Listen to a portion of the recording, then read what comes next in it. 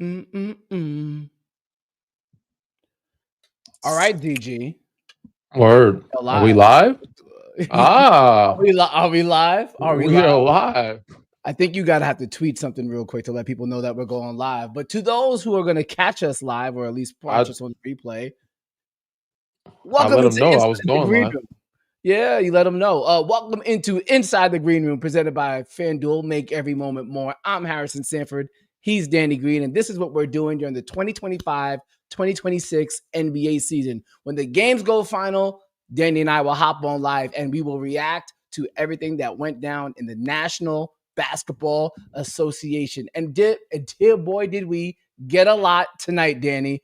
Yeah, the old school vibes. Oh, I felt so good. We're going to react to what happened with the Lakers and the Warriors, or react to the double overtime matchup between the Rockets and the Oklahoma City Thunder. We're going to give out bets for Wednesday night's games as well. And we have a top 5 of the games that we're looking forward to this season. So much going to happen in this post-game edition of Inside the Green Room. Again, presented by FanDuel. Make every moment more. But DG, before we get into Warriors and Lakers, before we get into Rockets and Thunder, just explain to the people what it feels like to be watching basketball yet again. Real basketball, not preseason, not summer league, real hoops. Man, it's a dope, the best time of year, honestly, bro. The beginning and the end of the season. And actually, this morning I was going on my little run. I did the stairs over by the sand dunes. I don't live far from the Manhattan Beach sand dunes, so I was doing my stairs with my guy Zach Gonzalez, and he's like, "Yo, this time of year, do you miss it?" He asked me if I missed it at all, and I was like, at moments. And he's like, "What about this time of year?" And I was like, "Yeah, definitely this time of year. Like, we see guys doing their preseason, their the picture day, their media day, and the opener. I had a pretty good couple good. I wouldn't say a couple good openers. I had some fun on my opener, season opener, whether it's against a rivalry opponent or having a debut against the Clippers. It was always a fun time. So I kind of envy those guys being out there. And obviously, from this side of it, I'm enjoying that the season's beginning again, and we're actually will watch the game, watch basketball, criticize it, and also I have to take a step back as I'm watching it, knowing that I know it's not preseason, but it's still very much early in the season. Like, there's going to be some sloppy play. There's going to be some guys that get fatigued. So you got to kind of give the guys grace out there and understand it's not going to be great basketball to start, the season. For sure. I'm sure your eyes are focusing in on the entire league. Obviously, this year you're going to be working with Spectrum Sportsnet, so you'll definitely keep a close eye on the Lakers because you'll be doing some post game coverage with them and pregame, halftime, and all that, and the stuff you're doing with ESPN. Make sure that you have to stay locked into the entirety of the NBA as well. Looking forward to breaking it all down. But I think, Danny, the one thing that was just cool about this opening night specifically versus other opening nights, is that for you and for me, as I guess we would call us 80s babies, 80s babies for sure. The 80s babies, it was nostalgia. It was bringing back that vibe that we knew, that we grew up on. Even just the intro. I was jumping up in my living room. I was took you right back to like second grade. You're like, man, third grade. Like, damn, I remember where I was at when this is coming on. I remember what games I was watching too, or the last games anyway. In the playoffs and the series are going to 5-game series. You're like, man, it's been a minute. So yeah, no, it was absolutely great. Absolutely great.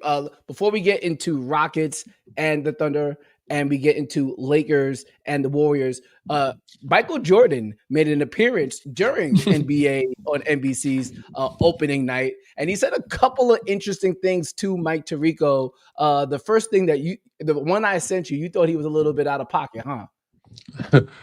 A little bit. I said I believe more than half of it, I guess. I do believe that he wishes he could take a pill and go back in time and actually go out there and bust ass. You know what I'm saying? Like bust somebody. Like I'm saying, get out there because he's tired of debates. He's one of those guys that wanted to come attack you right straight on, face to face, be in your chest. He's one of that's old school old school guys, right? So all the guys that they're comparing him to, all the guys that saying it's better than him, or that he couldn't play in this day and age, or that they could play in their day and age and average more points, like it was more physical then. So I do believe that part, that he does miss the game because he's just an unbelievable competitor. The other stuff, I don't know. Just the timing of it. Uh, it was like, huh? Wait, what do we? It's like, all right, you're gonna give back some knowledge to the game now. All right, cool. It's never too late. Never But too late. it's never too late. I was waiting on it when I was at. Also, I went to Carolina. I'm like, I hope I get a chance to get some of that knowledge, those secrets. Damn shame your boy DG can't get the inside scoop when he was playing. I gotta wait till I'm done. But I think it's dope that he's doing it for this generation. Like you said, it's never too late. Hopefully, does more back to Carolina. It goes back there some, and then also the guys that's currently playing the NBA, because a lot of these guys haven't even seen him play, but they still look up to him because he's such an amazing. He's had such an amazing impact on the game of basketball. Yeah, no, it was definitely dope for sure. All right, with that being said, let's get into the games, yo. Again, Warriors take down the Lakers season opener 119-109. A lot stood out about this game. First and foremost, Lakers got to make some damn free throws, yo. Like that's unacceptable. Yeah. Not the greatest debut from DeAndre Ayton either, but a lot can also be said about the Warriors as well and the contributions they got from Jonathan Kuminga. But we'll save that first, Danny, since you are a former Laker and you will be covering the Lakers this year. Give me what stood out to you from the purple and gold tonight. Bron was sorely missed. We know we're gonna need Bron. Without him, Austin Reeves, he could not get in foul trouble. So that's the biggest thing that hurt him, which also hurt the ball movement. It's early in the season. Luka's in great shape, but you could tell he's fatigued. Him going 40 night, he's making my prop bet look pretty good at leading the season points per game for the regular season. So yeah, him coming out with a bang. Yeah, him coming out with a bang and a good 41 or whatever he ended up with. But he was fatigued and he needed some help, and they have no bench scoring. DeAndre's gonna have to put in some. Gabe Vincent have to get hot. And the only way that Gabe gets hot and guys like Jake LaRavia, if there's more ball movement and if Austin Reeves is on the ball and able to do more pick and rolls. Outside of that, I told Twitter X anyway my in game adjustments. Like there was some small things that I saw, but the biggest thing is DeAndre Ayton getting that 2-man action to be more efficient. The guard has to set up better between us, whether it's Luka or whether it's Austin Reeves. They have to do a better job of waiting, letting them set up and screening. So like we get an advantage or at least a switch. I think slip out has been effective in the past and actually in current day, but they're relying on that too much. Guys are able to stay, even though Luka's still getting a little advantage and gets them to the free throw line. Guys are able to stay match up man on man and not allow lobs and rebounds and that sense of it. And there's also you're not able to spray out for kickouts for guys like Gabe Vincent and Jake LaRavia. So I think more screens need to be set better from that 2-man game with the big and the guard, and better setups from the guard. So that was something I saw in preseason that I thought they would clean up some more during the regular season, but it was glaring tonight. One of the things that I distinctly remember when you were playing with the Lakers and I'd be at the games, I would get so mad at you. I would get so mad at you when you would pick up those 2 early fouls. Yeah, bro. You got KCP. That wasn't just with the Lakers. We had too many. I wouldn't come back because we had so many good players, but that didn't happen just in Lakerland. But it also depended on who you're playing against. And Jimmy getting 16 free throws was the worst guy to play against, man. Just a pain in the ass. And I know the Lakers were feeling that tonight. He shot as many free throws as they made, which they should have made more. But he's a true X factor for Golden State, like changing their dynamic of being able to get to a guy you can rely on to get to the free throw line. Also, quarterback, get you a basket because you can't they're scared to foul him, so he can get an easy layup or two and make the right reads. So yeah, bro, foul trouble was big for Austin Reeves, and for me, that was one of the. I knew certain referees who was refereeing me that I was like, all right, I don't know if I'm gonna be playing that much. Like I'm trying my best not to, and I would still try to play without fouling, get some cheap ones. Sometimes it would be immaturity, but sometimes it's like, yo, I'm playing basketball. It's a physical sport. The things that you're calling against me, you're not going to call for me or against more like most people that, have a name. Yeah. So pain in the ass. Yo, I was like, yo, you're killing yourself, bro. There's just too many guys in line and ready to ball if you get in foul trouble. And for the Lakers and for specifically Austin Reeves, especially with LeBron out, he has to understand I can't get in foul trouble because there's really nobody else who could play make outside of Luka if I get in foul trouble. And that's exactly what happened to him tonight. And that's exactly what happened to the Lakers. Another thing that stood out about, this maybe specifically for Lakers fans, it was DeAndre Ayton's debut. And Mm. I will say this. There's very few players that you want to make your debut against that are Yeah. harder to score against as big men than Draymond Green and Al Horford. They don't have they're not fast, but they're smart. And it looked like Ayton just didn't have what he needed to get. Now, you said it was some bad screens, but it also just felt like he went up against some pretty damn good defenders as well. For sure. But these guys, again, you don't believe me. nah, man, they're good defenders. They're very high IQ, past their prime. I'm DeAndre, and you're very much in the prime age of what you should be doing. And the DeAndre Ayton of Phoenix, you should be dogging them. And not necessarily, yes, he should be dogging them, but your role is different. You know what I'm saying? Then I can give you the post. So the only way is to get to the glass, offensive glass, run the floor, make Draymond, chase you, make Al Horford get up and down the floor. Get a bully ball, use your fouls wisely. But again, I think the biggest advantage when you're a role player in that role as a center and you're not being featured like he was more so in Phoenix, where he got some mid-range more often. He got a little post feed once in a while, but the pick and roll game, they would get more pocket passes for him. You gotta set screens. You just gotta hit somebody, and that's the only way to give yourself an advantage. Because now, if you don't set screen, the big can stay with the big, the guard stay with the guard. Like, you know what I'm saying? It's like the guard doesn't. You set a hard screen, the guard gets an advantage. Now the big has to step up. Guess what? Either they switch, now you got a little on you, or the big is so high that you get an over the top lob pass or pocket pass to where you can get a finish to your strong right hand. So small details like that, which I think JJ will look at and they'll clean up.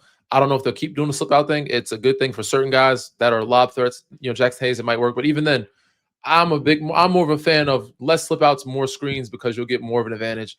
You'll still get the lob. You'll get the guard to switch, or he'll be behind the play. And the big will have to step up. Now it's a 2-on-1 if that big sets that screen on that guard, guarding the ball. And then it's numbers. Then you have to have help from other areas, which opens the floor for everybody else. Guys like Gabe Vincent, Jake LaRavia, and company to knock down threes. Rui, those guys can knock down threes if you get an advantage. Word. Make sure you guys chime in on the YouTube chat. I think we're live on YouTube now and X. If you have any questions for Danny, or if you want to ask any betting questions, let us know later on as we continue to do this live stream. We'll be previewing Wednesday night's NBA games, and I have a couple of bets that I will be suggesting to Danny. We'll get his advice on those type of things, and we'll continue to move forward with the show, breaking down the Rockets going into OKC and losing in double overtime. That one, a lot of drama. That was, yeah, a lot of drama. Save it because we got talk about free throws. Yeah, we got to, right. But we got to do the Golden State side of things because, Danny, you and I have talked about this. We felt as if Steve Kerr was not using Jonathan Kuminga correctly. And we're like, I can't believe that they just signed him, but to potentially trade him. And then he goes off tonight and has a very good game, 17 points, 4 of 6 from 3. Him and Alperen Sengun, I said it on X, they must have been in the lab this summer because they wasn't shooting threes like this last year. The way the confidence that he had out there on the three-point line, the way he played, I know you don't believe in Golden State. Do you feel like a better believer now that Jonathan Kuminga was in the starting lineup and did his thing? I think Golden State's always going to be a tough opponent. Do I think they're a contender? I think if the stars align correctly for them, they have the right matchups like the start of last year. I think if Steph Curry doesn't get hurt, that might have been a situation where they could have got to the Western Conference Finals. Now, do they get to the finals? I don't think so. But yes, with the group that they have and the emergence of, mind you, Jonathan Kuminga, he's not shooting threes like that, but he was capable. Like he was capable last year, and he shot it in moments and spurts when he took his time. Him coming out the gate and letting it be known, if he stays consistent with this, and I know people talking about Steve Kerr playing with his bag, this and other. He should have got the max, and he's not. I guess the issues or the concern that they have with him is that he not a high IQ player, doesn't run the system as well. Mm-hmm. The way he's playing, it don't matter. You know what I'm saying? Like he's forcing them to play him. He's gonna force Steve Kerr's hand. It's like, look, I'm gonna play this good. You're gonna have to play me, regardless if I come off the bench or start. He's gonna make shots that he's worked on all summer. He plays hard, and whether or not if I run the plays or not, I'm gonna get you a bucket. And I'm gonna play, hard defensively. Even though Luka got him in some foul situations, he's one of your better, athletic, wings that can defend a guy like Luka and make it tough on him. So you have to play it. again, and because you lost some depth on your bench, who else do you go to? So Buddy was struggling preseason. He's got it going tonight in that second half, which was great for them. But if Buddy don't get it going, and Paz don't got it going, who do you turn to? Outside of Jimmy, Steph, and then Dre is doing the quarterbacking. Outside of those two, you got to have somebody else that can score off the bench or score, in starting lineup for you. So Kuminga is that guy, and he's showing why he should be in the conversation with the Keegan Murrays, the Christian Browns. Like, what are we getting that 2-3 year extension for that? He should be 5-year max. That's the type of player he is. 5-year, 145. But 150 ball. You know what I'm saying? Like, what are we talking about? He's one of the most athletic players I've ever seen play this game. And I've seen Braun, I've seen Andrew Wiggins. Like I said, I had a debate with some family members that, Andrew Wiggins was the same. Andrew Wiggins was very athletic, extremely athletic. But seeing Jonathan Kuminga dunk the ball, it's a difference. And as I said, you just can't teach that. So to give a little scope here, what was it before last season? You had a workout with Golden State. You had to go work out with Golden State, and I remember you coming back from that workout being like, "Yo, that kid's the real deal." I think you even said like he's on like the Pascal Siakam type of trajectory if they actually used him.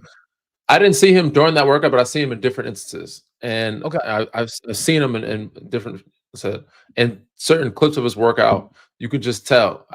After the workout, though, during that time when I had the workout with Golden State, Podziemski was the one that kind of stepped. I was like, yo, Podziemski, he gonna have a great year this year. It was crazy to me that he started off slow. He ended up playing better, but I see why they started him. He has a high IQ, a little bit of chip on the shoulder, a little edge to him, a little small thing of arrogance, which makes him great. But yeah, he comes in, man, ready to rock and roll, and he knows what he's doing. He can hoop. But Kuminga, when I saw how he moved in certain ways, certain workouts, and again, I said I've seen some very athletic players, and to see how he would dunk the ball like on the way up, dunking the ball on the way up is a different type of just his athleticism. You can't teach. I don't care how badly he doesn't know. And he figured out a way to, if he doesn't remember all players and all players, to find himself in the right position. Like he has a good feel for the game. He's gonna hoop. So even if he don't fit the system correctly, he's going to find ways to be successful or add value to himself and the group. So, he's been the real deal since I've seen him. After I think he made a big jump from like one to 2 or 2 to 3. It was after one of those years. It was like, oh, he's just an athlete. Then it was like, he got more to his game. I think it was from year 2 to year 3 where it was like, oh, he got something in the bag and he's actually working and showing on it. And now he just keeps getting better, bro. And I said again, this is a conversation we should be having about him being one of those 5-year most improved player. Like they give it to the guys that is lottery picks that are all stars. It's like, you know what I'm saying, like you should be in that conversation though. Well, yeah, I guess we'll see how it all pans out for Golden State. There were rumors that they just signed him to trade him. If he plays like this, if he shows the capability like this, when they do trade him, if they do, they're going to get back a hell of a return because that's a very good player on a very, very reasonable deal. I want to respond to one of the questions that we got in the comments, Danny. This is from Trip Trap. Shout out to the name, for real. The question is, again, because you play for the Lakers and covering the Lakers this year, what seed are the Lakers going to end up? The defense worries you. So answer the question, and then does the defense worry you too? Yes, the defense worries me. But again, I think JJ, him in year 2 is going to make some really good adjustments with what they have. I still think they lack some personnel that can get them there. Marcus Smart, him there, give him some toughness, some edge. DeAndre Ayton, Jackson Hayes, like those guys have to be kind of the foundation of the defense. And then Vando, who played limited minutes, also has to be the defensive guy.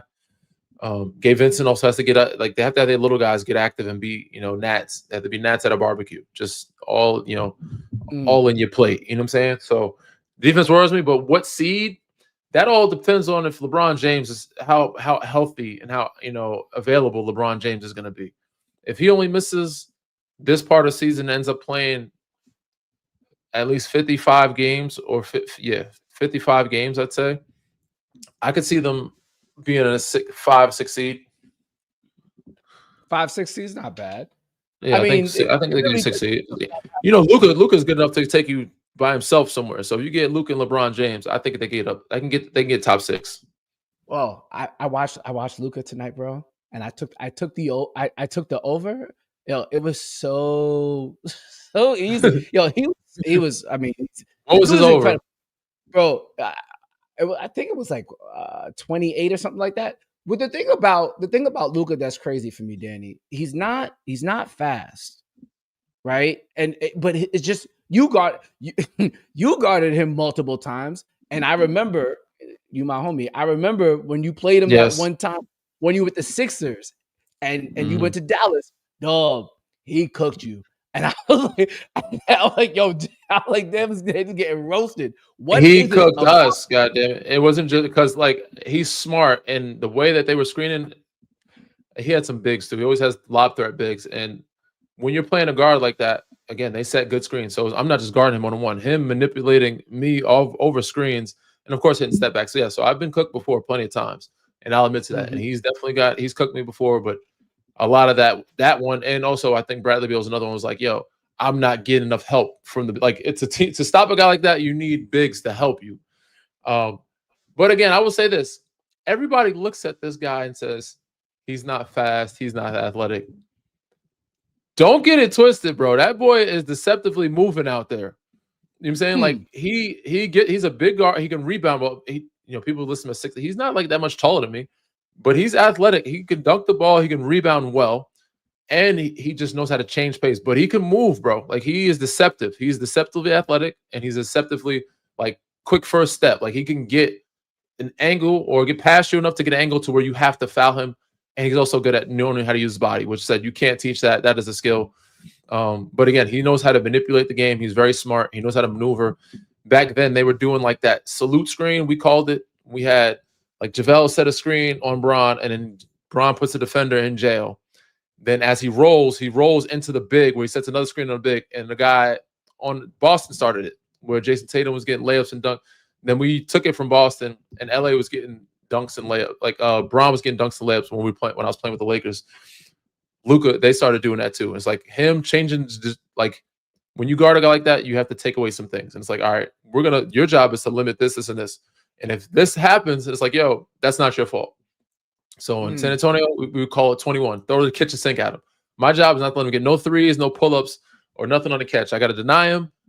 If he gets a finish at the rim, that's not my fault. If he gets a backdoor layup, if he gets a dunk, that's not my fault. So similar to that, and that's why I said Frank is one of our best defensive coaches because I would get a lot of help from the bigs. I could talk to them off pin downs and off screen and rolls. Other situations, I wasn't getting that type of help.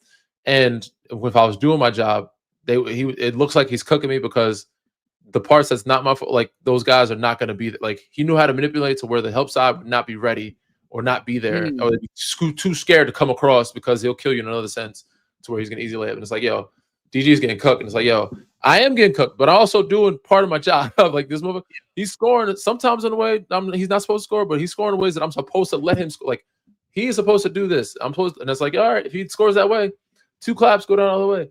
But yeah, no, he's very deceptively fast, athletic, and he is smart as hell, bro. Same with Bron. They the same type. That's why he's the white version of LeBron James. That's when you describe it, it makes me feel like he's a quarterback. You know how like when a quarterback pump fakes and he takes like the free safety out of the coverage so he can throw it Tom to Brady. somebody.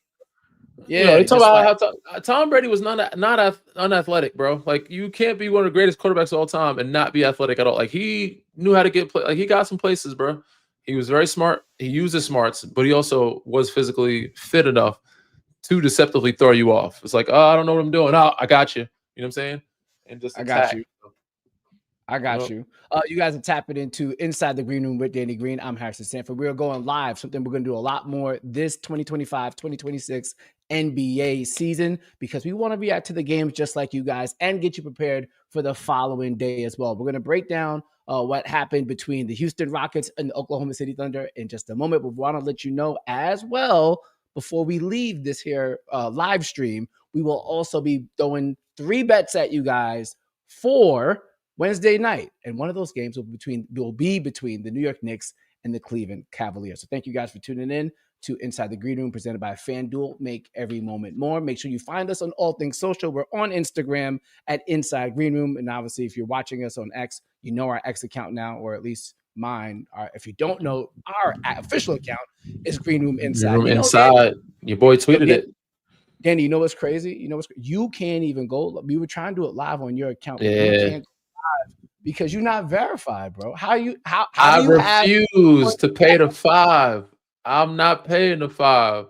For those who are old enough to have watched Martin, it's not $5 anymore, I don't give dog. a It's damn what it is. I'm not paying the $5. For those who are old enough to watch Martin, if you've seen the episode where I forget his name, he was a Hispanic dude, cut off his cut off his heat, and then he cut off his electricity. Said he raised the rent. And Martin was like, I'm not paying the $5. And the whole time, he ended up catching dude where he can blackmail him in a situation where he's supposed to be doing. And he goes, cut my damn heat back on, cut my electricity back on. And he's all right. He's like, can you pay the $5? He goes, no. He said, how about $4? He goes, no, I was thinking $3. And the whole time, Pam is freezing her ass off. Cole, not paying. It's Tommy, principle. he said, I'm not paying the $5. You know how much he was actually talking about? $5. They said, you had us freezing in this apartment for $5. He said, I'm not paying the $5. So I'm not paying the $5 to get verified to be able to go live. Sorry. Maybe one day. But nah, it's just principle, bro. I'm not paying the $5, bro. It is ridiculous that your account's not verified. We got to talk to somebody. All right, let's go to the next game because the next game was the good one. It really opened up the night and opened up the 2025 NBA season. The Oklahoma City Thunder and the Houston Rockets going to double overtime. And man, was it a fun one. You had some great shot making from SGA at the end. Kevin Durant really didn't get the ball, but when he did his thing. And then Alperen Sengun, excuse me, Alperen Sengun, when did you turn into Dirk Nowitzki? He was a career high from the 3-point line, and he was doing it with comfort. But the main thing for me, Danny, and I think this probably sticks with you too. You're somebody who was on the under for the regular season wins for the Houston Rockets this upcoming season. I think it was 52.5 listed by FanDuel Sportsbook. You were on the under because they don't have a point guard. They don't have Van Fleet. And as you watch the end of the game, I think NBC put up the graphic. Into the second overtime, Kevin Durant was 1 for 1 in field goal makes. Only one field goal attempt. One attempt. It's like you have a Lamborghini and you forgot the keys. Like you can't get in the joint. It was unfortunate. It was still a good game. Let's don't get it twisted. Great game. Rockets are going to be a very good team, but it was so hard to watch their glaring weakness in front of you. Unbelievable game, bro. Not in terms of how it ended, the double overtime, shot making at the end. But honestly, the game was you could tell it was still like early season because it was kind of sloppy. And there was moments where it just got out of hand and some chaos. And mostly said on Houston's side because they don't have a point guard. They could barely get a paint touch for a lot of possessions and get some action. Reed Shepherd's still a rook to me because he didn't play at all last year for you. So he's going to take this whole year of grooming, even though I picked him as my most improved player because he's very good. I'm high on the kid, and I think he has so much room to grow and go up this year if he keeps playing these minutes. But yeah, bro, it was. I said the tables weren't set. It was a little bit sloppy, and at the end, I said KD going 1 for 1 is pretty much point guard. At the end, they weren't even looking for KD. Like you brought him in to be your closer. He wasn't even a thought. Sengun was like, "Get out the way. This is me." You know what I'm saying? Like they went to him as an afterthought. Well, as somebody who had to guard KD for a while, I think I'm curious to hear what the scout was, but it did seem like they had the one play. Sengun would bring up the ball, or Amen Thompson would bring up the ball if Amen Thompson was out there. Remember, he did get injured during the end of the game, and it was like Steven Adams would try to set an off-ball screen for KD to fight over, so he can get over it. But Lou Dort just had him in the torture chamber, and KD was just like, "Yo, you got it, Sengun. You got to Amen Thompson." I know Dort's a great defender, but it didn't feel like either Steven Adams gave a strong enough screen or KD fought hard enough. And again, I know you guarded KD. There's probably teams where you're like, yo, if you shake him up on the outside, he might put the white flag out for this play and not try to get the ball. That goes to my main point and my other point that I was going to say. Even though Houston has young bodies and they look young, they're kind of old, bro. Like they got a couple guys that just look old or older. And even though KD killed the night, like he had a good night, I'm used to seeing him in his prime. His movements, he can still kill at his move, but he didn't look like he had the same pep or the same. Like he had a couple possessions obviously early in the season where he lost the ball or slipped up. Lou Dort is a great defender, but it to me it didn't look like he looked good, but it didn't look like the KD that I've seen in the past, and also it didn't look like he's gonna hold up all season to do that. You know what I'm saying? Like his body, he's gonna have to take some games off. They're playing physical. Obviously, it's OKC, so they're the defending champs. They're gonna. I don't know if every team's gonna guard him that way, but if any other team watches that game and look at the scout report, listen, get into KD. He might give up. Like back in the day, he's like, no, I'm going to get this ball. End of the game, I don't care who's going. Now it's like, Sengun had it going, so he's like, oh, I'll keep it going. But a part of it was KD. You can see the age coming out with him, with even Steven Adams, with even though Okogie's not that old, but like Okogie being on the floor, Clint Capella, like there was a couple guys out there. I'm like, damn, I forgot they had him. He's a good pickup for them. Then it's like, damn, he's not what he used to be. You know what I'm saying? Like Clint Capella get dunked on? Nah, son, that don't be happening. Not Houston or Atlanta, Clint Capella. When we see him in Atlanta, he was giving Joel problems. You know what I'm saying? So it's just a different, listen, they have a mix of old and young, but sometimes some phases in the game was like, damn, they actually got some vets, some older guys, and it showed at some moments. I will say this, and Mitch Match, we see your question. I'm gonna make sure Danny answers it before we get out of here. We got some time. I will say this though, Alperen Sengun opened my eyes, dog.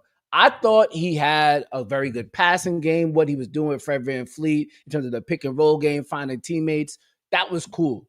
But what he was doing today, like he's bringing up the ball with Alex Caruso pressuring him. He's taking Alex Caruso off the bounce from the 3-point line and finishing at the rack. Alperen Sengun is getting the ball at the 3-point line, and he's just with ease. I said, hold on, wait, and maybe that's and hold on, Danny. We have to talk about team building a little bit. I know there's probably a part of KD that was like fatigued trying to fight Lou Dort to get the ball, but there's probably a part of KD was like, yo, this is about to be my road dog. I gotta let him rock. Yeah, I gotta let him get his swag right. It's game one. It's only game one. If he's cooking, let him cook. And he was, and he for sure was cooking. Nah, he was for sure cooking. That big lineup looked kind of crazy at first. You're like, what? How they gonna get? But then at the end, it's like it's gonna be hard for some teams to actually guard that. And they don't call him Baby Jokic for no reason, bro. Like he is Baby Jokic, bro, because he's showing spurts of that, and he's very capable of doing that. He might have learned a thing or two from him bringing the ball up and protecting it from smaller guards. The only way those guards had a chance is to try to pressure him full court. And because they don't have a true point guard, Gaman Thompson bringing the ball up some. Reed Shepard is very good, but he's still young and he's green. But I see some good things for him. He didn't have it going, shooting wise, but he'll grow and learn from it. But yeah, when you have the bigs bring up the ball, like KD, Sengun himself, even Jabari Smith being like a spot up shooter for them, like it looks kind of crazy to have a bunch of 6'11" guys throughout the whole lineup, and you're trying to see who they're taking turns bringing the ball up. But no, he's talented, man, and he's shown spurts of that. I honestly thought I would have seen more of that last year, and I'm seeing it this year. But because of him and Fred 2-man game, he didn't have to do that as much. I don't think they even need like another Fred VanVleet, dog. I think they need like, well, obviously he's a bit older now. They need like I keep on saying this. I really think he's a very good point guard, underrated throughout the entirety of his career. I think they need a Kyle Lowry. Somebody smart to put up the ball. Yeah. Doesn't have to play make. That's like obviously you want a younger version. Kyle's in year 20. That's him and Mike Conley are those type of guys.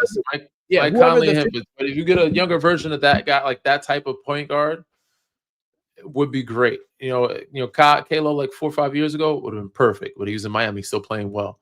Mike Conley, he's still doing well in Minnesota, but he's still a little bit older. Probably 2 or 3 years ago, Mike Conley would have been great. But you need a table setter. Those guys are the last of the real true point guards to me. Everybody else that's a point guard now is a scoring guard. You know what I'm saying? Or they're like big. They're really like shooting guards playing the point guard position, or they're small forwards playing point forward position. So you don't see many true point guards anymore.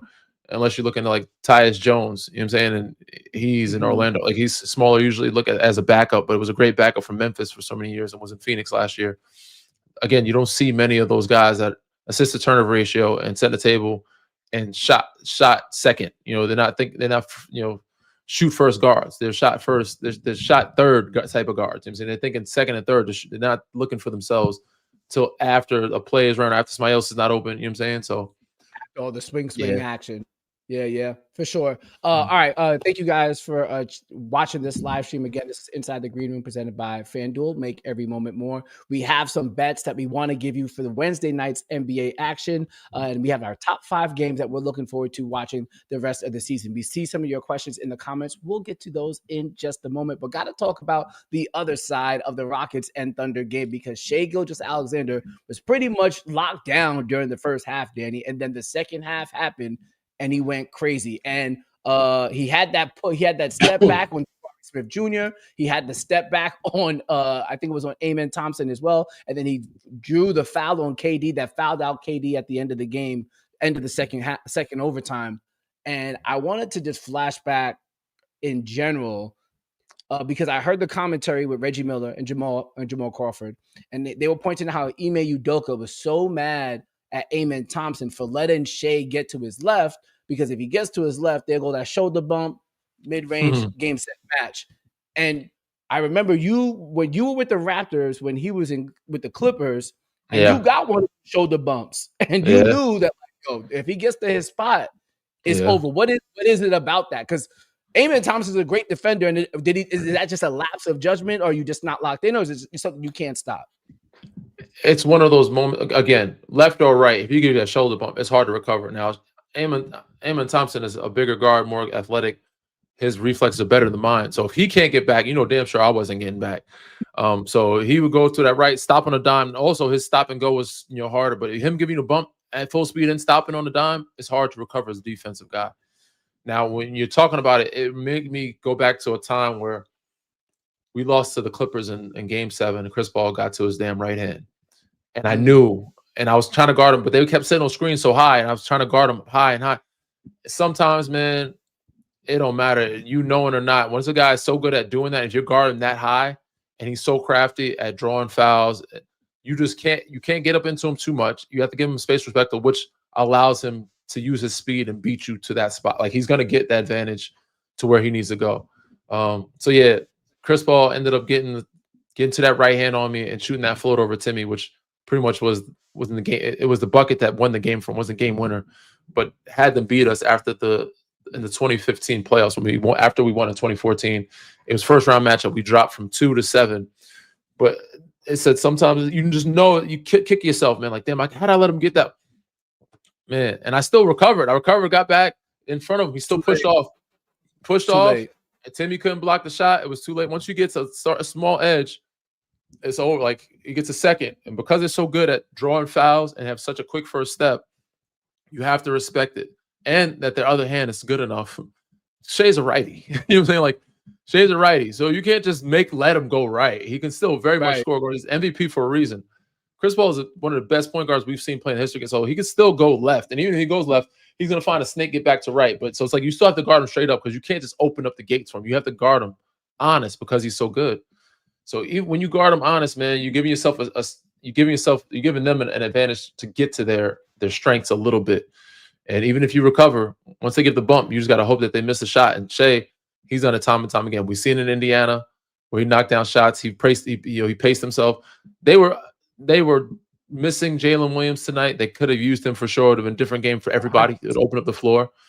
But even without him, Shai does a big load of the offense, so he had to pace himself. And you could tell he looked like he was, taking his time, and I think he learned something from that series against Indiana, where he's like, all right, I don't need to do this all game. I can just take my time, and we'll always be there at the end. And I just need to show him fresh for those moments and knock down shots when we need them.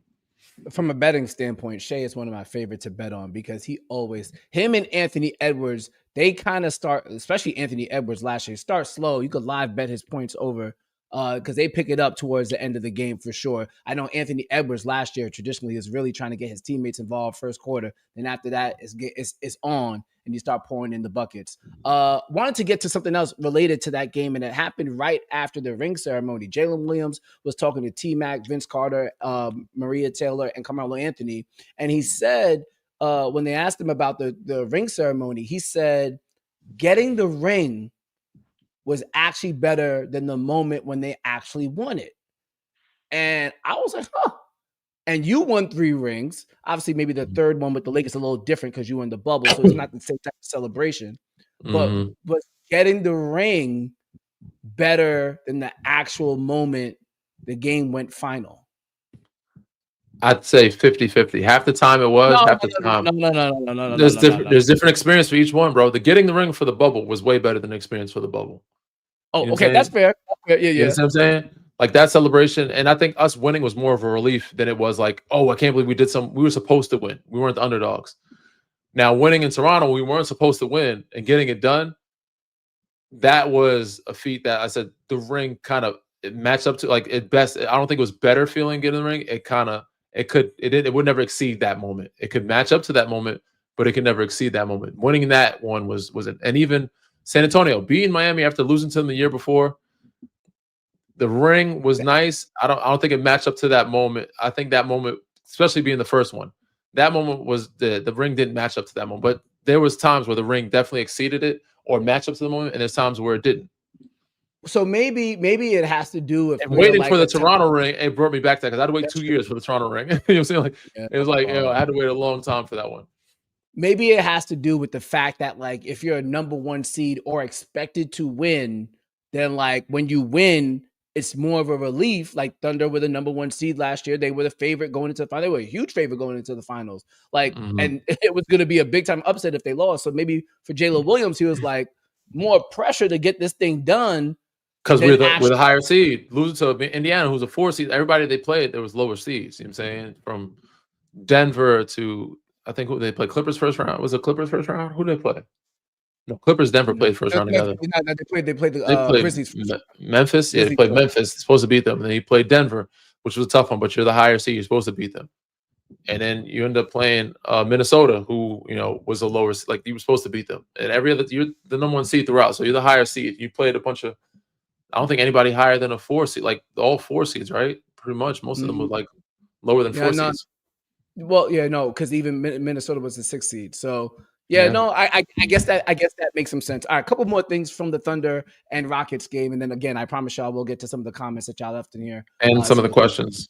Yeah, some of the questions. I promise you we'll get to those. But I gotta get your reaction, Danny.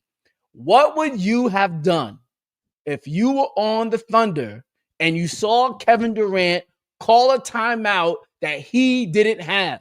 If he pulled a Chris Webber, what would you have done? Okay, maybe not player Danny Green because you got to still be out there. But if you were a coach Danny Green, I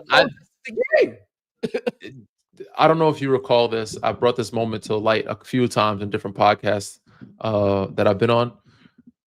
2013, when Ray Allen hits the 3, they stop play. They stop play. Do you know why they stopped play? Why? Wait, 23rd after he hit after Ray Allen hit the 3, there was some time left for us to just go. Referee stopped the game, they wouldn't let us go. You know why? Because they wanted to see if it was a 2 or a 3. And Pop, did you see if Pop when that song was going ape shit? That would have been Danny Green. That would have been Danny Green on the sideline, knowing that Kevin Durant had a Chris Webber moment. Like, and y'all didn't catch it. Y'all just let it slide. What? Now, Pop was going crazy because they stopped play. They gave him a timeout when they didn't have a timeout, and they stopped the play for them to set their defense. And we had a chance to go. It was a tie game. We could have went and got a basket while they're celebrating. Like, come on, bro. And this is when it was a tie game. We called timeout. This changes the game. Like, mind you, they did miss a lot of free throws toward the end. Shea missed a lot of free throws. But this would have been the game. We wouldn't have had to go into double overtime. You know what I'm saying? So, yeah, he got away with one. He also got away with a foul too on Lou Dort at the end that they gave also Dort a foul on him when he got the three free throws. The kick out when he was kicking out his feet on the fadeaway. I thought it was a fair shot, bro. Before that possession, Lou Dort shot a three, and KD came across his arm. The foul that they called earlier in the game for Mitchell, lefty at the end of the buzzer, I think it was at the half. He got a 4-point play. Same exact thing happened with Dort. I feel like at the end of the game, KD came across the arm. I knew they were going to call it, but I'm like, all right, you let it play on. Then you can't call it at the other end. Like, you can't call the same foul at the other end. You got to let him play. You know what I'm saying? And at that point, I said I knew KD was an afterthought because he wasn't even looking to get the ball. They just ended up not having anything for Sengun. So Sengun threw it to him. Was like, all right, go ahead. He only had shot, a couple field goals at that point. So he wasn't even looking to be the closer. And they're like, all right. And that's the possession he came up with. To me, that wasn't a great possession, and it was kind of a bailout. But he did foul him. But again, if you're going to call that foul, you should call the one previous to that one. Yeah, it was all in all, though, Danny, a good game and a great game. Yeah. And I actually, as an NBA fan, an NBA viewer, I would have been tight if the game ended in a Chris Webber moment. Granted, if I was a player, I'd be like, a win's a win. I don't give a damn what y'all want at home. But as a viewer, I would have been upset if it ended. I want the players to decide it. Yeah, I want the action to decide, not the free throws of somebody making a mistake. But hey, I was Adam Silver. I'd have been like, yo, no, absolutely not. Y'all didn't see nothing. You can't go back and call a timeout. Oh, they knew. They knew. I bet you if it was Reed Shepherd, they would have probably called that time. You know what I'm saying? They would have been, but they knew. They knew. Yeah, they knew for sure. Yeah. All right. He's Danny Green. I'm Harrison Sanford. This is a live stream of Inside the Green Room presented by FanDuel. Make every moment more. I promise that we'll get to some of the questions. We will get to some of those now. We won't finish all of them, though, because before we get out of here, I do want to give you guys some bets that we are going to place in Wednesday night's NBA action. Danny, here's one question from Mitch Match. No, that wasn't that's a comment. We'll get to that. I'll read your comment and then the question. The comment was, once Amen was out, felt like SGA got anything he wanted. Seems about right. Then you can respond to that. But then his other question was, who do you have winning it all this year? So what did you see post Amen Thompson, and who's winning the chip this year? I mean, there was a clear difference as you've seen and you mentioned. But I had OKC as my early pick, just out of respect. They have everybody. If they stay healthy, they're a young team. The only other team that I see that can contend against them is the Denver Nuggets. Like, it's between those two. And Denver Nuggets with Adelman, his first year coaching, being the full head coach for a full year, I think it's going to take some time. But it's between OKC and Denver to me. And I think the championship goes through the West. The East, yes, Knicks and Cavs, but I just don't think they have enough to beat either one of those teams or the experience. I will say this. I'm hoping the basketball guys do this. Let's not have them see each other into the Western Conference Finals. I don't want that to be. Yeah. I don't want that to be a semi. We don't need a first round or a second round. Yeah, we don't need any of that. No, we don't need that at all. Shout out to Spirit Detective who said, D Green, champ, we miss you playing in the purple and gold. Come and save us. Need more than me, bro. I can't do it at this age. Nope, not for me. I had a couple questions. I was asked. A couple guys asked. Who's this, Jay? I'm not the coach, but I'll give you a couple people ask me as if I was the coach. Do you think Vando should be starting instead of Gabe? This is okay. Jay, Phil, Jay. I don't think it matters who starts. I think it matters who finishes the game. And I think Gabe has been playing great in preseason, so it makes sense why he started. But Vando should get some more minutes, especially if you need defense. You could throw him in there, be active, at least use his fouls wisely. But yeah, I don't think it matters who starts. They also asked if Jake LaRavia should start. And it's like, again, it doesn't matter. They could have mixed in a little more, but so that's JJ adjustment. I'm sure he'll see some things. He coached it the way he should have. And somebody else asked will the Lakers win if Bron played tonight? Probably. You got Steph Curry on a late night. He didn't have it going. Jimmy had a lot of free throws. Jimmy Butler's not getting 16 free throw attempts if LeBron's playing. I'll tell you that. And he can offset some of that IQ stuff that's happening, and also that less ball movement where Gavin might get some more open shots. It was a close game for the most part. Luka would have less of a load, 41, and AR gets in foul trouble. You still have Bron. And when Bron and Steph match up together, what kind of night it is, type of show they put on. So I think if Steph wasn't having his normal Steph night, like tonight, it was a good night, but it wasn't a Steph night. I think Bron comes in and he sets a tone. And year 23 at 41 years old, like, I'm still here. I still got this. Now, would he be sore the next day? Maybe he might have to sit out the next day or so. If they had a back-to-back, maybe. But yeah, I think tonight he would have came in and did some really good work, and they would have gotten that win tonight. Yo, DJ, I like this question from Alejandra. Check this one. Mm. What do you think the reason is the Lakers are so bad in the third quarter?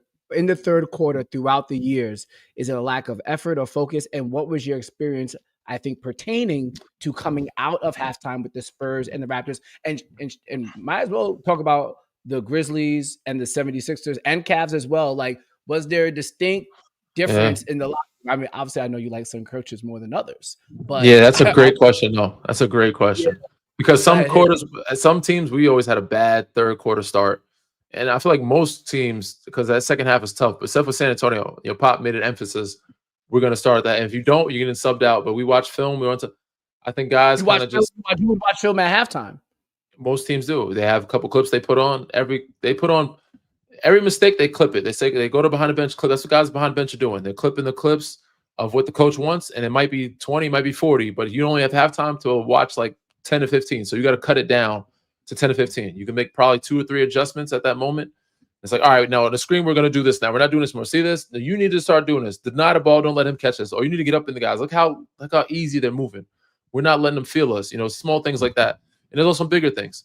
Depending on how they cuss you out, it's going to how you come out. Now, if you're winning the game, or you might be a little more comfortable, but it all also depends on how coach is talking to you. But Pop always lit a fire under us and made sure we came out in that third quarter locked in and focused. Now, some other times we wouldn't have that, but yeah, historically, some teams are better first half teams, some teams are better second half teams, and the teams that come out bad in the third quarter, it's usually an uphill battle, and it's tough, to close out games because of that. And we had that issue in Philly a lot of times. So yeah, I couldn't give you one particular thing. I know JJ's he's doing his job for sure. I think it's just lack of some experience, and lack of depth. Like you need depth to be fresh in that third quarter, I feel like. Can I give you my theory? As a Knicks fan who's been going to Knicks games a lot now for the past 3 years, and obviously when I was going to the Lakers games, I think in the big cities, bro, you got too much people who are going to the games for clout.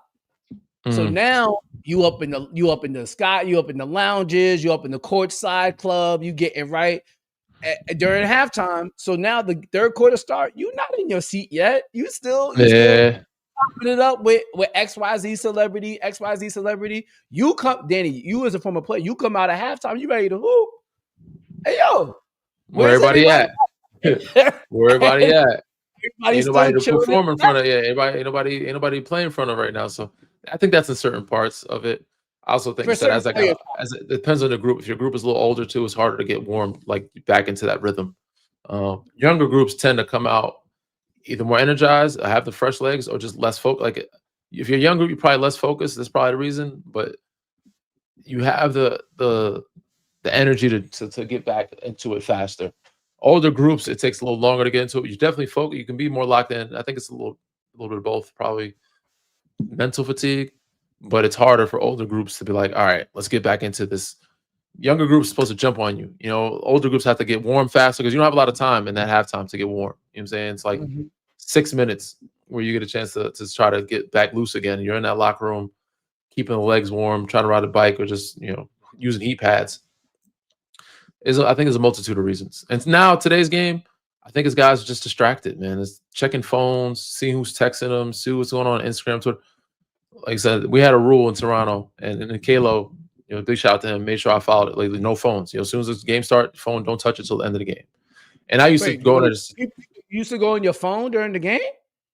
Yeah, halftime. I think so. In San Antonio, Manu would check our stats to see. Pop allowed y'all to go on your phone during halftime? What are you, grown men? Like, he can't see you. He don't come in until after. You know what I'm saying? We don't go on the phone. We're not on the phone. We're not on the phone while he's in the locker room, bro. Like, you know what I'm saying? We go in the locker room, we sit there, you wait for the coaching staff to come in. It ain't really a sneak. You're a grown man. You go check your phone. If you're in your locker, but most of the time in San Antonio, we would check to see stats. What are we shooting from? You know what I'm saying? Manu would be like, yo, we have this many turnovers. Like, he would check his phone to see this and that. And y'all didn't have a stat boy with like printouts of your stats. You can ask after the game. At the end of the game, you don't get it at halftime. You don't get them at halftime. that's the game. The game has probably changed now. There ain't Again, no way, bro. they all come in at the same time, and by that point, you're watching film. You don't know. You don't need. They don't. Most coaches staff don't want you to see the stat sheet. They don't know what want you to see what your numbers are. They want you to see what the hell's going on and watch the flow of the game, and fix this and trust us that you need to do this. So we would sometimes I would see what my dad was saying to me, like, oh, yo, you need to be more aggressive doing this. Most of the time, checking stats. Nowadays, said guys check Instagram, Twitter, so they're on social media doing it, and that's why they're distracted. And I don't know if you've seen, said Chauncey Billups talked about it. Guy posted his highlight dunk on halftime, one of the one game randomly. So yeah, you're not supposed to tweet up at a certain point before the game and a certain point after the game, like 45 minutes or so. But again, so we would use our phones. Yeah, it'd be a little bit of distraction, but it's more so checking on the wife and family. Everything good? All right, cool. Father, your pop saying, you should be more aggressive, get more rebounds, you got to stay out of foul trouble, or checking the stats. You know what I'm saying? But in Toronto, we had a rule like, yo, Caleb would be like, yo, get off the phone. Like, no, you put the phones down. Like, yo, no phones. And it's like, all right, word. I had a bad habit of doing that, but I used to do it to check to see stats mostly. Like, where are we shooting? What is turnovers? What are they? How many free throws? How many fouls this guy got? So yeah, because we wouldn't get access to it till the end of the game. They'll give you a stat sheet at the end of the game. You just said you didn't do it in San Antonio. I said I can't believe Pop let you do it. You said because I'm a grown ass man. So what happened? What happened in Toronto when Kyle was like, "Yo, ain't no phones." What did you? You just if I wanted to, it's a team thing. It's a team rule. So nobody made a rule. I said we are grown men, so we can do whatever we want unless they make it a rule. Yes, we can still do whatever we want. If they make it a rule, I could say, "Kalo, fuck off." But no, I'm not going to do. I respect the camaraderie. I respect the rule. This is a team thing. Everybody's doing it as a group, so we're doing it. All right, cool. I'm all right. No phone. But again, you said Pop. Like, yeah, Pop didn't enforce that because he didn't have to. He knew guys weren't distracted. Like, we were locked in. We didn't have social media like that back then either. So guys aren't going on social media checking highlight dunks and reposting. Some guys would check their families. Some guys would check stats or whatever. Some guys go back and he'd come to me. Why is this guy like that? Why is Boris always drinking coffee and just? It's like he don't give a damn. It's like Boris is chilling, lay back. It's how he decompresses to get back in the game. You know what I'm saying? So yeah, some guys might read the news or newspaper or stat, like certain things just keep their mind at ease. But it wasn't social media of what my highlights look like, or this chick is DM me. You know what I'm saying? Like, who's DM me? If my mentions look like, you know what I'm saying? So that's a different thing. But yeah, ultimately, at the end of the day, you're a grown ass man. You can do what you want to do, but there was no rules enforced in San Antonio like there was in Toronto. There was rules enforced, but it was a team thing of guys like, yo, we're gonna not doing phones. You know what I'm saying? That was a team rule in Toronto. Okay, fair enough. All right, we got to keep it moving here. Again, this is Inside the Green Room presented by FanDuel. Make every moment more. And because we are presented by FanDuel, we're going to do some betting activity. We have some bets for Wednesday's games. And I think what we'll do, Danny, we'll do maybe one total, one prop, and one just like straight side win, whether it's like against the spread lane, the points, or go straight money line. Now, I got three for you. I'm going to pitch them to you, and you're going to tell me how you feel about them. Now, here's the first one. I took it earlier today, and unfortunately, the line has moved now, so like it's not as enticing. But I took the under 229 between the Cavaliers and the New York Knicks. But unfortunately, that moved down to 227 now because Josh Hart and Mitchell Robinson ain't playing. I'm still taking under. Yeah, so here's well, we know Mitchell Robinson is a good offensive player. I mean, defensive player. But here's what I thought, Danny. I was saying to myself, I'm like, well, Mike Brown is trying to implement this system. Yeah, he's very different than Tibbs. Very different. And the thing about Tibbs, and obviously I'm working for MSG Network for the past 3 years. I've been betting on the Knicks a lot. The Knicks were always bottom 5 or bottom 10 in pace. They didn't have a lot of possessions, and that's obviously something that's going to change with Mike Brown. Usually when you have a high possession team, a 230, 229 total is pretty much expected. Now, I don't think the Knicks are going to be able to implement Mike Brown's system.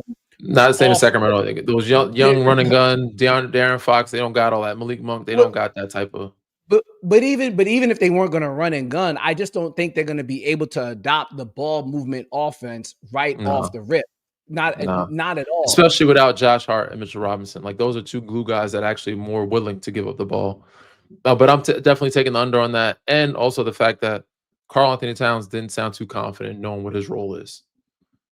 if he does not know what his role is in that system, he goes to. I honestly don't know. That's a little concerning to me. And offensively, I think they'll have more movement than they had last year, but I still don't think they're gonna have enough to where they can score a bunch of buckets, especially to start the season. So yeah, I'm Well, taking under. well, here's the interesting thing about that, Danny. I think if you look back at Karl Anthony Towns' history, right? He played under Coach Tibbs before, not just with the Knicks, but in Minnesota. And we know what type of offense Tibbs runs. It's not really a ball movement offense. And even damn, why is his name escaping me? Who's the head coach up in Minnesota? Finch. There we go. Under Chris Finch, I wouldn't say they were a high possession ball movement type of offense.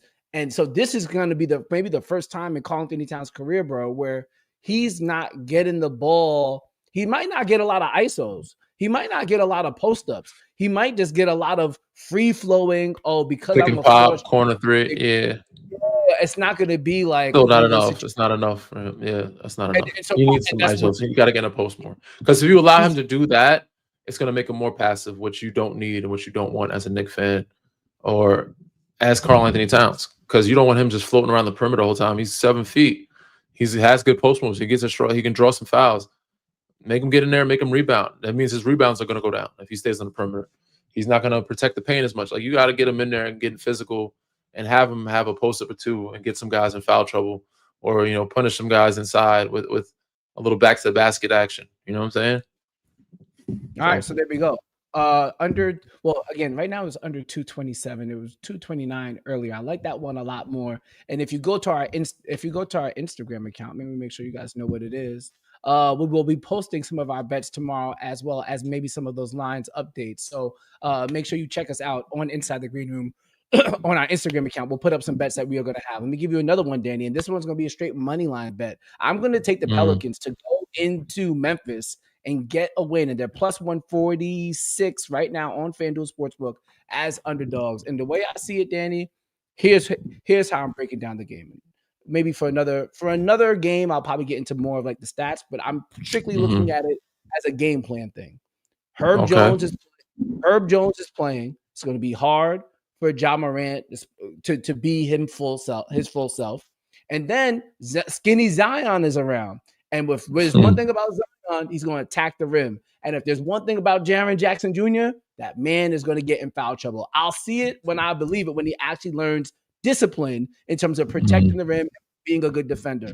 So I'm thinking you got a great defender in Herb Jones who he's not going to take out Ja Morant, but he's going to make it real difficult for him. And I have Zion Williamson, who's probably, if Zion Williamson is playing well, Jaren Jackson Jr. is going to be in foul trouble. Point blank, period. Yeah. I don't see it. Like, that's just how it goes with Jaren Jackson. So I'm looking at those two things, and no Desmond Bane. Beginning of the season, optimism has to be high for the New Orleans Pelicans, especially with all the talent that they brought in. I'm rolling with the Pelicans. What do you think? Straight money line. I'm rolling with you. I can't disagree.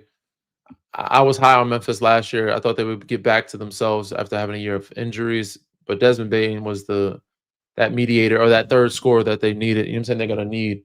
Don't get me wrong, KCP is a very good player, very good additional role player. But again, with Jaren Jackson Jr., with him getting in foul trouble here and there, they're going to need that guy. And I don't see it happening. I do see a lot of young undisciplinedness there. And again, it's going to be coach's first full year of coaching them, right? Their new coach. And I don't want to mispronounce his name because it's not easy to pronounce. But I'm with you on that. And New Orleans looks pretty solid. Jordan Poole found a little home. He seems a little fresher. Trey Murphy is looking good and healthy. You got Skinny Zion, Herb Jones, Jose Alvarado. They got some good pieces there, bro. If they stay healthy, they'll be all right. We got to get DeJounte back. But again, I feel like they have another wing that I'm missing that is also a lengthy, athletic wing that can play as a 3-and-D guy. But they're going to make things tough. They have a lot of size to make it tough on Ja. So I'm with you on that. And Ja can't do it by himself anyway. So I do like Jalen Wells. I will say that for the Grizzlies as well. I actually do think they're going to be a very good team. But I think for this, I like Gigi. I like Gigi. I like Jalen, but I don't know how much involved they're going to be. Like, It was spotty Yeah. end of the season last year. How much they played, how well the rhythm they got. It was just different. And that was with Taylor Jenkins going out, and now Desmond Bain being gone. Like I don't know what they look like, So Okay. All right. So we're taking Pelicans money line tomorrow at plus value, whatever it was. I think it was plus 165. I think that's what I said it was. Going against the Grizzlies. If you can find and well, we wanted the under 229 with the Knicks and the Cavaliers, but that line has moved. And Danny, here's the thing. I also had another one that I really liked as well. The odds aren't as favorable, but I'm going to play it anyway. And I already put my bet in earlier today. I'm taking okay. the under. Here's my last one for you. I need your advice. Under 3.5 threes for Anthony Edwards against the Portland Trailblazers. Timberwolves are on the road, and let me give you my reasons why. Last Ooh. I know it sounds great. It's always scary to take to take an under on a star player, but the public usually bets overs, and that's usually how the books make money because everybody wants Mhm. nobody's bold enough to take the unders when you really should be Mhm. taking unders, particularly early in the season. With that being said, here's the reason why. Portland Trailblazers last year were top 10 in 3-point defense in terms of 3-pointers allowed per game, right? They have a very good defensive team defensively. Not a great team overall, but a good defensive team. You have Tumani Kamara. You also have Drew Holiday there now. And you also have to factor in that Anthony Edwards only averaged 4 made threes per game last year. Granted, he took a lot and he made a lot overall throughout the course of the season. He averaged 4 made threes. This line is at 3.5. So you going on and taking a team that was top 10 in 3-point defense. You're also on the road and you're going against some good individual defenders. And remember what Anthony Edwards basically told all of us this offseason. He's been working on his post game, his mid Yeah. post game. And so if he's working on his mid post game and then trying to initiate more of the offense there at under 3.5, seems about right to me. Seems like it's actually one of the better bets that I feel very comfortable with tomorrow, even though I'll be stressed the whole time because he's Anthony Edwards and he can do a lot of good things. He could point a lot of points. But again, if he tells us he's working on his mid range, if he only averaged 4 made threes per game last year, and he's going against a top 10 3-point defense, and it's on the road, give me the under. Yeah. I very good valid points. I like all of them. I like the fact that Uh-oh. I'm still not comfortable. I'm not taking the under. I don't give a Portland is Portland. They're Portland. Drew Holiday, yes, he's a great defender. He's not the same Drew Holiday was when he was in Milwaukee or New Orleans or Philly. Like he's coming toward the other side of things. The young fellas that got extended, they're very good. Matisse said I don't know if he's even playing much. They have length and athleticism. It's the start of the season, but we're all creatures of habit. As much as Anthony Edwards working that post game, he's going to shoot them threes. He's going to get a good 11 up. Bro, And all it takes is one quarter for him to get hot. If he starts off hitting 2, he's going to take 15 up. You know what I'm saying? So he averages 4 for a reason. And I'm likely to think in the start of the season that he's going to get his average, or he's gonna get enough attempts up. He's had a really cold night to not get that 4. Because he usually, and a good amount of his points is threes and is at the free throw line. So, bro, again, valid points. Steph is 37 years old. Steph is 37 years old. Steph went to his under tonight. He only hit 3 threes. I'm just saying. Steph is 37 years old. We want Anthony Edwards is not even 27. Is he even 27? No, he's not. I think he's like 25. We want to bet the over because of the star players. But that's how the books get you because everybody wants to bet the over. Sometimes you gotta step out on a limb, bro, and look at the under. Again, very valid points. I'm not comfortable. I'm not taking the under on that man. That 25-year-old man that have the ball in his hands most of the time. Mike Conley is getting older. He's gonna set the table and let him shoot. It's just him and Julius. What's the name is gone now. It's just Terrence Shannon Jr. You got DiVincenzo coming up the bench. Alexander Walker is gone. You know what I'm saying? Like another Naz Reid, got Naz Reid with him. He takes abundance of those 3. Like they double, it ends up swinging back to him. He takes an abundance of those 3s. At 25 years old, he's young, and if he hits, all it takes is 1 for him to get life to shoot another 6. You know what I'm saying? So he might end up taking 15. And if I don't recall correctly, I think at the start of the season he came out hot last year. He hit like 7. It took like Yeah, 15 no, of them. he was making a point. He was making well. Think about last year. He was making a point that he added the three ball, and this year he might make a point. Against Maybe he Portland, makes he a point won't have that to because they're gonna beat that the hell out of them. To me, because my guess is that they're gonna beat the hell out of Portland, and he's gonna do everything he wants to do. Threes, pull-ups. I just don't because to Portland, they're up and coming young team, but Minnesota's Western Conference Finals team, and they okay. have an upper hand because they've been together for some time now. They got everybody back. I fully expect them to win this game handily, and him to be able to score however he needs and wants to score. All right, bet. So here we go. So give me. I have three bets. Tell me which ones. Tell me which ones that rank the best one to the worst one. Knicks, Cavs under 227.5. We have the Pelicans money line at Grizzlies. Anthony Edwards under 3.5 threes versus the Trailblazers. Rank I, your favorite one I to the think the worst one. Knicks one is the best one, and then the New Orleans one is the second one, and the third one, of course, I'm not comfortable with because Okay. Memphis might end up Memphis might end up winning that game. That's why it's not because Memphis, you just never know what you're gonna get, and Ja is explosive. It might come down the wire. He might hit a game winner and throw up the telephone, call 12. You know what I'm saying? It might happen. Hey, bro. Hey, you But think what I you do think like he's the Knicks you Cavs. think I think it's going to be it's not a slow paced game, but I just don't see a bunch of buckets, especially with those two guys being out and a bunch of ball movement. So yeah. hey, you think Ja got the bazooka this year, bro? Oh, he got the You think grenade for sure. He's still gonna he's keeping the grenade. He's keeping the grenade. He has some form of weapon of mass destruction. He's gonna celebrate with some form of WMD. We call yeah, it the weapon of mass destruction. He's gonna have some type of weapon that he's gonna celebrate with. It might be, and he ain't gonna do the bow and arrow, but the grenade seems to be a clean one for him right now. So all right.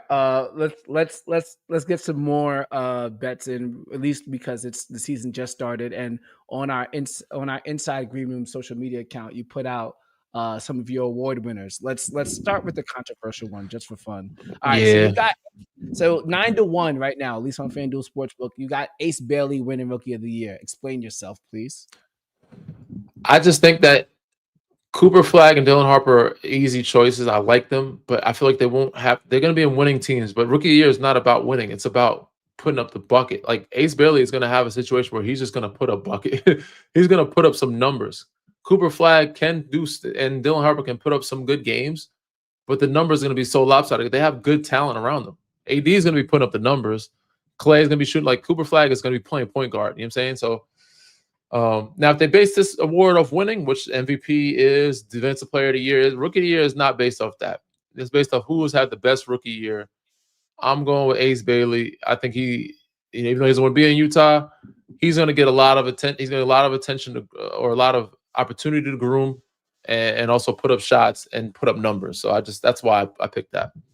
The Wemby one is self-explanatory, minus 165. It's a Yeah, it's a juicy bet for easy. something that you gotta wait to the end of the year. There's no sense in taking that bet. In my opinion, you can do it if you want, but it's just not fun to sit around for minus 165 odds. But I do like the 9-1 though. I mean 9-1 on Ace Bailey. I can sit around for that one. That is for sure. Clutch player of the year. I think you mentioned this one before. You like Cade Cunningham at 20-1 because of all the experience he picked up in the playoffs last year. He's the bona fide number one on that team. He's going to have a lot of moments during the end of the game where he's going to have to show up. Do you feel nervous about your Reed Shepherd 30-1 most improved player bet after game I number do. one? I Yeah. do. Start of the game, it's a long season. The start of the game, I was like, let's not just one game swing me. But I was happy with the minutes that he got tonight. If he can continue Yeah. to get those minutes, I believe this kid he's gonna be a good player. But Amin Thompson was looking like the goods to start. I was just like, he hit a three ball, little floater and one, backdoor. I'm like, he's playing point guard. He's carrying if he knocks down a three, and obviously he started coming back down to life. Those threes kind of he wasn't hitting him as much. But to start, I was like, damn, Amin Thompson he could be an all-star this year. You know what I'm saying? Like he could be, it could be him and Sengun for all we know. You know what I'm saying? If they stay in the top three, Ooh. KD doesn't play a certain amount of games, it could be Hey, him and Sanguini in all-star game. hey, real quick. I had a conversation with somebody this summer, bro. And the conversation was who has the brighter future, San Antonio or the Houston Rockets? Now, obviously, the San Antonio has Wemby, they have Harper, and they have Castle. But Rockets got Sengun and Amen Thompson. And somebody, you could say Amen Thompson, the combination of Sengun Reed Shepard. and Thompson. They got some pieces, but no, there's San Antonio blown them out of the water. Jeremy Sohan, let me finish. Devin Vassell, Keldon Johnson. You don't got to finish. Yes, I do. Because we didn't evaluate all of the things that they have. They also have the 2027 Brooklyn Nets pick, first round pick. We know the Brooklyn Nets ain't going to be good. So that's probably a top 5 pick to add with Sengun, Amen Thompson, Reed Shepard to that trio. So you're putting that up. You think this draft class is going to be good this coming out year? And it's one pick. It's one pick. It's 2027. Brooklyn Nets 2027 pick is owned by the Rockets. The Nets are not going to be good. So you're going to take another lottery quality. San Antonio has picks too, no? Don't San Antonio have picks? San Antonio has picks too, correct? But they don't have a Nets pick. I got maybe not lottery. But I tell you what San Antonio does. They make second round picks into lottery. So it don't matter. They're gonna find hidden treasure where they find hidden treasure. I ain't looking at the draft. I'm looking at what you have now. Because when it comes to drafting, ain't nobody better than San Antonio Spurs organization. Point, man. I can't. You have your opinions and you have your experience. I can't really debate that. All right, fair enough. Even finding undrafted guys too. What we saw from Sengun tonight was like, damn. Okay, he's in the building. He's in the building for sure. Wait till we see Wemby. You're gonna be like, damn. Does it on both ends? Damn, that boy is special. And then you got Dylan Harper and Stephon Castle, Devin Vassell, Jeremy. Like they have a lot of pieces, man. All right. Before we get out of here, two things. What are you looking forward to in that Spurs and Mavericks game tomorrow night? Man, I just want to see the action, bro. We want to see what Wemby and De'Aaron Fox, that 2-man, looks like. I just want to see what the Spurs look like as a whole. We haven't seen them healthy yet, full. And also Dallas. I mean, Dallas don't have Kyrie, but we're gonna see some between AD and Wemby. We're gonna see some between Cooper Flag, Dylan Harper. Like there's gonna be, some play on the stars type of battles. So I'm looking forward to all of that, man. So yeah, I'm ready for action, bro. I just want to see both those teams play because they're two of the best teams, up and coming teams, two of the best teams in the West, and the best teams in Texas is buzzing right now, bro. For sure. Texas. Speaking of which, I forgot to do this, Danny. I got to give you my top 5 games that I want to see this season. Oh, okay. Early in the season, we're doing this early, huh? Yeah, I mean, we might as well do it before Christmas, or is this is before 2026 you're talking about? I struggled picking up a 5th one. So maybe we'll leave the fifth one open-ended. The 5th one can't. Oh, here we go. Actually, I know it. All right, you ready? Here's my top 5. Games. Hold on. One second. Games I want to see this season. Let's see here. Hold on. Give me 1 second. One second. All right, you ready? All right, number 5.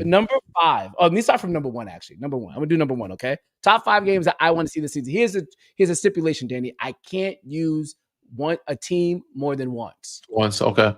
I can only use them. Use them once. Okay. Yeah. So, like, obviously, I might want to have the Lakers in 2 different games in my top 5, but I can't do it. Can't do it. All right. Number 1 game that I want to see. I want to see Luka go back to Dallas fully healthy. Both sides fully healthy. Kyrie, AD, LeBron, I want the whole kit and caboodle. Give me the whole package. We didn't get it last year. I want it now. That's what I'm looking forward to. Absolutely has to be the number 1 game that everybody wants to see this year. Point blank period. I don't even think it's close to a debate. Yeah. Number 2, I want to see the Rockets go to Golden State. KD with his new team. We just seen him get booed in OKC tonight. They did go games last year, right?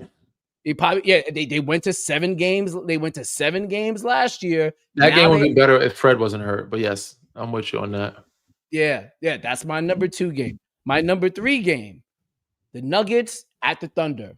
Who knows what would have happened if Aaron Gordon didn't tear or didn't have the hamstring injury in game number 7. They bring in Cam Johnson, they bring in Jonas Valanciunas, they bring in Bruce Brown. I think with this new roster that the Nuggets have, they're not going to be draining on Nikola Jokic moment after moment after moment after moment. He can take a breather, and when he gets a breather, he puts in that work. So my number 3 game that I want to see this upcoming season is when the Nuggets go back to OKC. Obviously, I want both sides to be healthy, including Jalen Williams. Number 4, I want to see Anthony Edwards and Julius Randle come into Madison Square Garden and play the Knicks. Obviously, Anthony Edwards is a star type of player, but it's really about Julius Randle playing against Karl Towns. Both of those, yeah. Playing against Karl Anthony Towns. We've seen it in the preseason, but we want to see it in the actual regular season. I think that's fair. And then number 5, this one's kind of open-ended.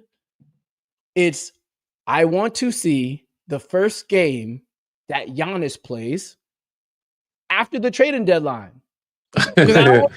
I can't call what team he's going to be on. So whatever. So it's not a team. It's just Giannis's. It's just Giannis. Wherever Giannis is playing after February 8th. Yeah. That's where I want to see him play. I want to see that first game wherever he's going to be. Even if he's in Milwaukee, I guess I got to keep it on the list. That's a good list, bro. I'm not gonna lie to you. I thought you were gonna have the Knicks playing somebody else, like Indiana, even though Tyrese is hurt, or Indiana playing Cleveland. They have no smoke with anybody anymore. Like no Celtics for Indiana. Yeah. And I don't want to see Trey. I'm tired of Knicks. And I thought you might have a different team for Minnesota, like Minnesota, but you already had Denver and OKC already there. Yeah, exactly. So, nah. Maybe I am. Bro. You know what? Maybe I am bugging. Maybe I am bugging. Hold on. I should have. Wait, the scratch. Oh, I did have the Lakers Mavericks. See, I would have put Lakers Timberwolves would have been good too. Yeah, I could only use Lakers Mavs. Yeah, you're gonna use them once. Yep. Good list, bro. Very good list. Can I give you one? I give you one rant, and then we can get out of here unless we have some more questions. So, bro, I was in the store today. First of all, I think that we have gotten too obsessed with fall. Are you like a pumpkin spice dude? You like pumpkin spice? You don't drink coffee. No, I don't drink coffee at all. Would you like pumpkin pie or that fall stuff? I mean, I do. So I mean, I drink eggnog for Thanksgiving. I'll drink some. You know what I'm saying? I'll do some. If the pumpkin seeds are good, I'll throw it in a acai bowl or something. You know what I'm saying? Like I'll mix pumpkin seeds in my sweet greens meal. You know what I'm saying? Like it's a superfood. It helps you. But no, I'm not like I can't wait to get dressed for fall. Like I'm not like a seasonal dude like that. No, I'm not like a seasonal dude like that. We've gone too far, yo. We've gone too far. I was in the store today, and I like passed like the bathroom section. Mm-hmm. Dove. We might have just lost it. We're gonna lose a Dove bag off of this, but I'm saying Dove is making a cinnamon pumpkin pie body wash, body bars, body scrub, and deodorant. Bro, I was like, you gotta be kidding me. We've gone too far. I like pumpkin spice lattes and all the fall stuff. I like to go. Well, I know we want to go to the pumpkin patch and pumpkin pie and all the fall stuff that people like to do, but you can't have cinnamon pump. I'm looking at it right now. This is Dove we're talking about here. Yeah, cinnamon pumpkin pie body wash. I've never been a part of marketing. I've never been one to sell any goods, so I don't know the business model behind it. So I assume is better to be with than without and miss out on the seasons because other people might be doing it. But I can't imagine that being sold off the shelves. And I don't know what parties you're pertaining to, or or what group. But yeah, that one for me, I think you could have did without with that one. I think they could have did without. Not everything needs to have a flavor. Not everything needs to be a soap. Not every you don't have to try everything. Everything doesn't need to be on the shelves. Some things are just good for foods. You know what I'm saying? Again, I did the roommates podcast, the breast milk ice cream. I don't think it needs to be a thing. Did you ask Josh about the I breast talked milk to him ice about it, cream? asked him how it was, and I also told him that was I avoided, like I said, not that I avoided. I'm not a I believe in breast milk now. It's definitely liquid gold, but it took a friend of mine to tell me that when they were really Wait, sick, they took a shot of it to help clear up their like had kidney stones or something. They had something crazy. And I was like, nah, bro, I'm not ever drinking breast milk. But I got sick one time. You don't want the house to get sick. And I was just like, the doctor was like, if you're not feeling good, take a shot of breast milk. And that joint clears you up pretty. So I was like, yo, not that I'm stealing the baby's milk, but I've tried it twice to clear up sicknesses. And it does get through sicknesses quick. Like it's liquid gold, bro. It does something crazy. So I did admit to that on their podcast as well.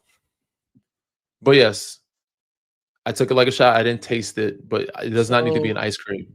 so you're stealing your two sons' milk. I'm not stealing milk. I took I You took one stealing? shot when I was sick to make sure they didn't get sick. They have plenty of breast milk stored, and I've only taken 2 shots in 2 years. So one shot a year is not bad. Like just to cover some sickness is not stealing milk at all. All right, y'all. We got we got to get out of here. We appreciate you guys checking in on this live stream. We will try to do this probably once or twice a week throughout the season, but we do have episodes for sure that drop on Wednesday morning and on Friday morning with reaction to games that happen, predictions on what will happen, and obviously, as you probably heard here as well, some betting insights. And of course, because Danny is now affiliated with the Los Angeles Lakers as an analyst for Spectrum Sportsnet, we will spend some time talking about the Lakers in specific, and probably will tap into some of his former teams as well, whether it be the Raptors, Spurs, Sixers, Grizzlies, Cavs. Damn, you kind of like a Bounce around a little bit, but hey, listen, I ain't the only ones. KD's been on. They showed Hall of Famers right. that Vince been on 8 teams. A couple guys been up there 7 teams. I've been on 6. 2 of them were short stays. You know, Yeah, 4 of them, 3 of them are real homes. 4 of them are like so. Philly did 3 years, and the other 3 teams won a championship. So 4 real teams. Cleveland, I was drafted, didn't play much, and toward the end, again, brief stay. In Memphis, I pretty much rehabbed that. Everywhere else, there's 4 teams that I actually played for. So yeah. All right, my G. I guess I'll see Yeah. you. I'll see you Thursday night. Yeah. Those tuning in, man, or about to tune, read, rate, subscribe, review. You know what to do. Oh, Anytime y'all see us, make sure y'all like, subscribe, all the good stuff. Yep. Peace. Peace.